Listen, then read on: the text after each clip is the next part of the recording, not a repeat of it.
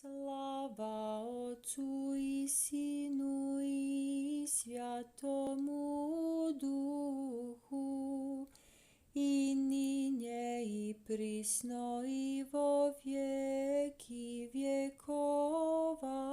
Amin. Voznesi sja na krest voljeju, te zoimenitomu Tvojemu novomu žiteljstvu. Ščedroti Tvoja daruj, Hriste Bože, vozveseli siloju Tvojeju blagovjerni narod naš. Pobjedi dajajemu nas opostati,